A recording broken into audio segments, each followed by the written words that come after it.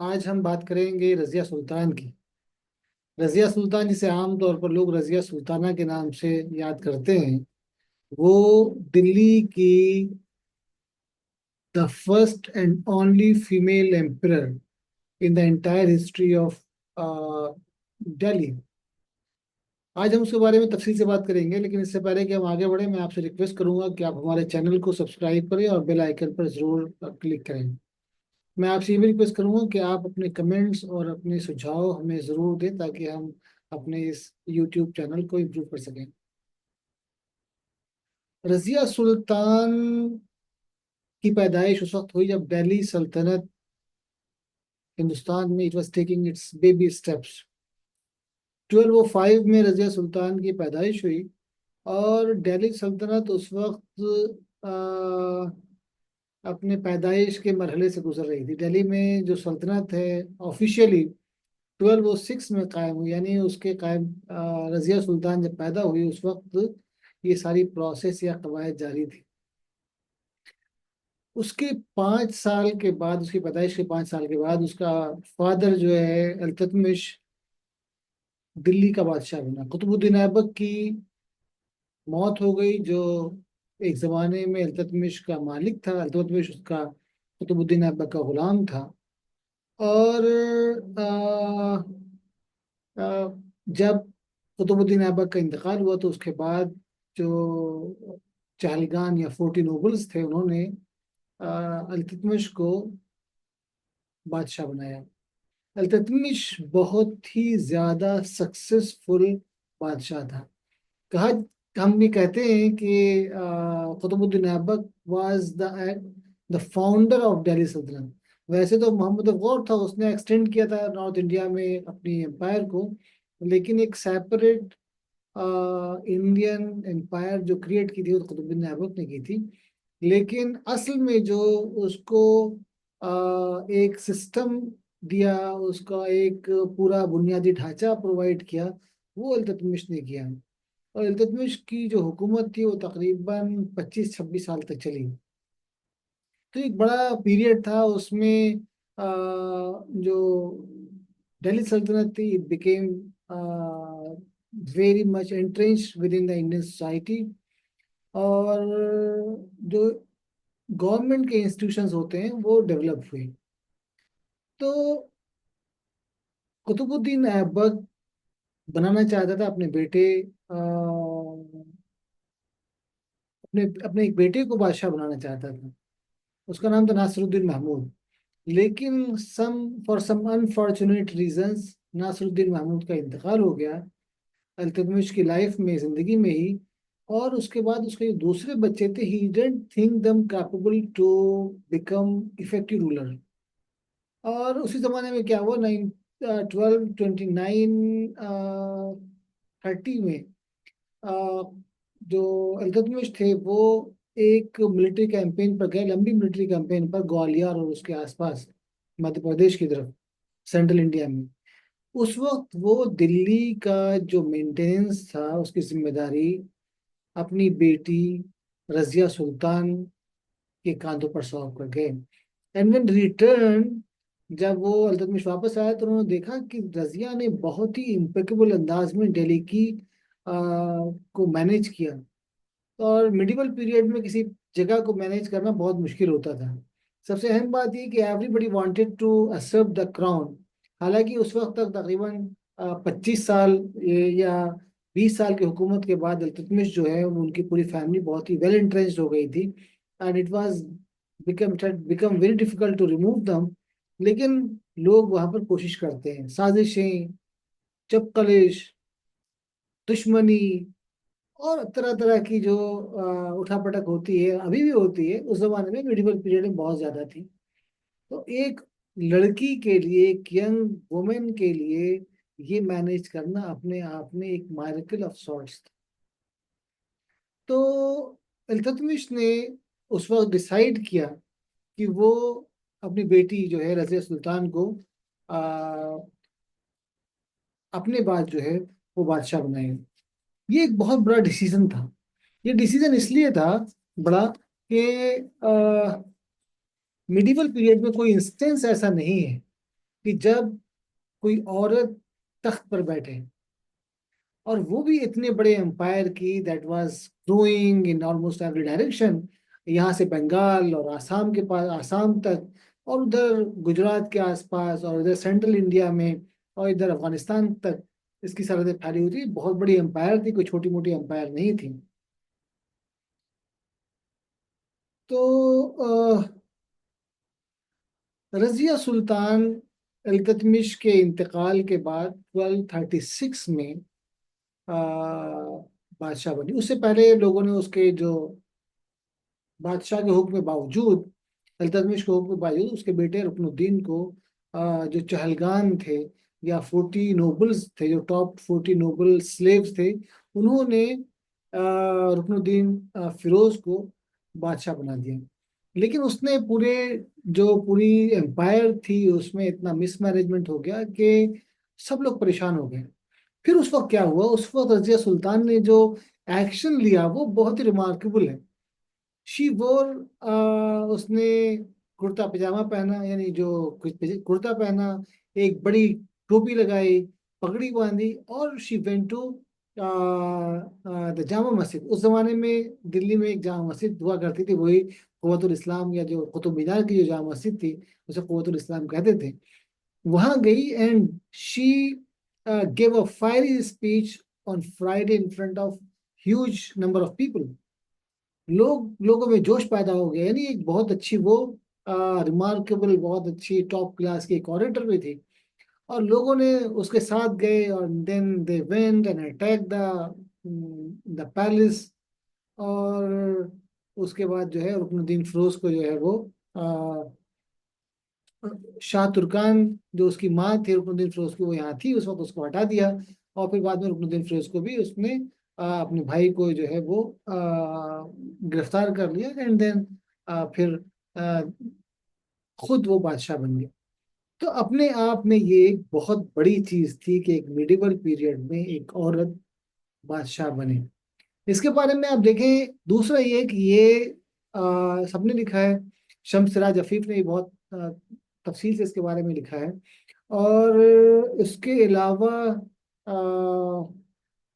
दूसरों ने भी, नहीं हाँ, मिनहाज, मिनहाज ने उसके बारे में बहुत तफसील से लिखा है। और इब्ने बतूता ने भी इसके बारे में, इब्ने बतूता तो बाद में है, लेकिन मिनहाज सिराज जो है वो उसके ज़माने में ही था। और एक इम्पॉर्टेंट चीज जो बात मालूम होती है कि रजिया सुल्तान वो एक बहुत अच्छी लीडर, या बहुत अच्छी, सिर्फ एक बहुत अच्छी एडमिनिस्ट्रेटर ही नहीं थी, उसको एकेडमिक से भी बहुत दिलचस्पी थी। तो यहाँ पर जो उनका एक मेन कॉलेज था, उसमें मिनहाजुस सिराज को जो है उसने बुलाया और उसको उस कॉलेज का वाइस चांसलर बनाया। तो ये एक ऐसी चीज है जो बहुत ही, मिनहाजुस सिराज की किताब जो तबकात नासरी, वो उसी जमाने में लिखी, क्योंकि वो उनका कोर्टियर भी था, उनके जमाने का स्कॉलर भी था, हिंदुस्तान का जो one of the top medieval historians हैं उनमें से एक था। तो उसने बहुत अच्छे अंदाज से इसके बारे में लिखा है, बहुत तारीफ की है। तो एक ना सिर्फ ये कि बहुत अच्छी एडमिनिस्ट्रेटर थी, बल्कि एक जबरदस्त जो है अपने आप में एक स्कॉलरशिप को आगे बढ़ाने वाली एक जो एम्प्रेस थी। हम बहुत सारे लोग आमतौर पर जो है उर्दू में भी और अंग्रेजी में भी लोग जो है वो उसको रजिया सुल्ताना कहते हैं। उसका नाम रजिया सुल्ताना नहीं था। सुल्ताना का मतलब है सुल्तान की बीवी। शी वॉज नॉट सुल्तान की बीवी, शी वॉज हरसिफ सुल्तान। तो उसका नाम जो था सुल्तान जलाल दुनिया बद्दीन। और बाज लोग कहते हैं कि उसका जो टाइटल था रजी, सुल्तान रजी दुनिया बद्दीन। तो ये जो है एक गलत उसके बारे में इंप्रेशन है। दूसरे ये क्या, ये था कि बाज लोगों ने उसको, खास तौर पर इब्ने बतूता ने रजिया सुल्तान की जो लाइफ है उसको रोमांटिसाइज करने में बहुत बड़ा रोल प्ले किया है। ये बिल्कुल ही मतलब उसका वो बेसलेस है, जो मतलब रोमांटिसिज्म तो है क्योंकि वो एक औरत थी, और जिस जिस उसमें जिस पीरियड में वो जी रही थी और जिस पीरियड में वो एक्ट कर रही थी, वो असल में रोमांटिसिज्म और इस तरह की चीजों को और ज्यादा परपेचुएट करता है।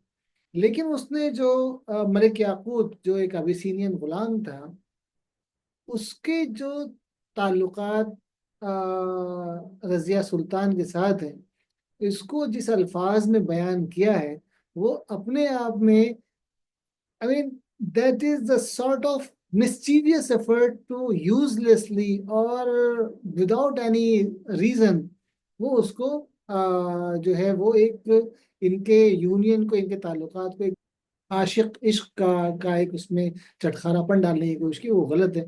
आप देखें कि मिनहाज सिराज जो है, वो खुद मिनहाज सिराज जो है उनके ज़माने में था, रज़िया सुल्तान के ज़माने में करीब से देखा होगा, क्योंकि उसने उसको अपॉइंट किया था और इंटरेक्शन भी था। उसके मुकाबले में तबक़ात नासरी में कभी कोई उसका इस तरह की चीज कोई नहीं मिलती। ये मिलता है कि अमीरुल खैर बनाया था मलिक याकूत को उसने, रजिया सुल्तान ने, लेकिन उसके आगे कोई चीज नहीं मिलती। फिर बाद में अमीर उमरा बनाया, तो बाज लोगों, क्योंकि एक अबिसीनियन स्लेव था, तो उनकी एक तो एक औरत का बादशाह बनना, ये खुद ही यहाँ के उलमा के लिए और यहाँ के जो खास तौर पर चहलगान जो थे 40, जो उसके स्लेव, जो उनके नोबल्स थे स्टेट के, उनको भी एतराज था, उलमा को भी एतराज था कि एक औरत कैसे एक मुस्लिम हुकूमत की बात, क्या नाम है, वो लीडर कैसे बन सकती है। फिर उसमें ये जो चीज़ है, इस तरह का जो की कहानियां, उसने जलती पर तेल का काम किया। तो बाज लोग जो मलिक याकूत के बारे में जो आता है कि वो अमीरुल खैल था, यानी वो घोड़ जो स्टेबल का इंचार्ज था, वो बहुत ही इम्पोर्टेंट चीज़ थी। ऐसा था कि वो जो बादशाह जो था, वो उसके कंधे पर या पीठ पर पैर रखकर उस पर घोड़े पर बैठता था। जब ये बनी बादशाह, तो उसने भी ऐसा ही, वो ट्रेडिशन थी।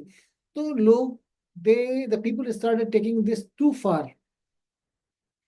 और उस जमाने में आप देखें, या तो बादशाह बहुत ताकतवर हो या उसके सपोर्टर जो बहुत ताकतवर रहे हो। यहाँ रजिया सुल्तान के साथ ऐसा नहीं था।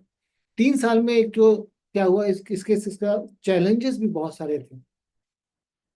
निजाम मुल्क जुनैदी जो है, जिस साल when the year in which Razia actually ascended to the throne, उसने उसको रेबेलियन किया, उस रेबेलियन को दबाया।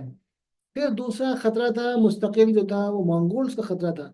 तो जो दिल्ली सल्तनत की फौजों को मंगोल से भी हर वक्त वो रहना था। तो लोगों को लगा कि इस सल्तनत को मैनेज करने के लिए एक औरत नहीं, एक कोई स्ट्रांग आदमी चाहिए। हालांकि उस जमाने में आप देखें, कोई स्ट्रांग आदमी नहीं मिला। And then later on they actually appointed Nasiruddin Mahmud के बेटे, नासरुद्दीन महमूद को बादशाह बनाया, हु वाज अ वीकलिंग। हालांकि नासरुद्दीन महमूद के बारे में कहा जा सकता है कि he was practically the most pious king in the entire history of the subcontinent. उससे ज्यादा नेक बादशाह कोई नहीं था। But actually during his time, Balban, actually Ghiyasuddin Balban was ruling in practically in the name of Nasiruddin Mahmud, जो इल्तुतमिश का पोता था। तो हुआ यूं कि जो इख्तियारुद्दीन जो अल्तुनिया, जो भटिंडा का गवर्नर था, उसने रिबेलियन किया। इनकी फौज गई, अपनी फौज लेके खुद गई रजिया सुल्तान। और वहां पर जंग से पहले ही almost the entire army of, और से the most army of Razia Sultan actually crossed over to Altunia side. जंग हुई, उसमें हार गई, गिरफ्तार हुई। फिर उसके बाद क्या हुआ, इन दोनों में कोई तालमेल हुआ, कोई एग्रीमेंट हुआ, and then they got married. फिर वहां से इनकी फौज ये दिल्ली लेके आई। एंड देयर दिल्ली, बहराम शाह जो, जिनको जो चहलगान जो थे, जो नोबिलिटी थी 40 उमरा की, 40 स्लेव्स की, उन्होंने बहराम शाह जो है, जो रज़िया सुल्तान का भाई और इल्तुतमिश का बेटा था, उसको बादशाह बना दिया था। उसकी बादशाहती बहुत कम दिन रही।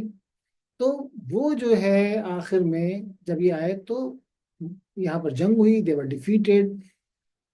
आखिर में पता नहीं है कि इनका क्या हुआ, कैसे मारे गए। बाज लोग कहते हैं सुल्तान के पास लेके आए, and then both the newly wed couple were killed. और इस तरह हिंदुस्तान की एक बहुत ही कैपेबल, मिडिवल पीरियड में अपने आप बेमिसाल फीमेल एम्प्रेस की हिस्ट्री जो है वो खत्म होती। तो दो तीन चीजें बहुत इंपॉर्टेंट है रजिया सुल्तान के बारे में। एक तो वो सुल्ताना नहीं थी, she was not the wife of king, she was the king. दूसरा, she was adept in warfare. Iltutmish ने उसकी जो उसकी परवरिश की थी बहुत अच्छे अंदाज में की थी। अब्राहम मरली की किताब जो है उसमें अब्राहम मरली ने बहुत तफसील से इसके बारे में लिखा है, लोगों ने क्यों उसकी जो तख्त नशीन हुई उसकी उसके उसको अपोज क्यों किया, उसके बारे में अब्राहम अरली अपनी किताब में लिखता है, द एज ऑफ रैथ, कि Razia's accession was resented by some of the provincial governors who then threateningly converged on Delhi with their armies. फिर वो लिखता है, but initially Razia managed to sow dissensions among the governors, so the confederacy collapsed before it could do any harm, and the confederate nobles scattered.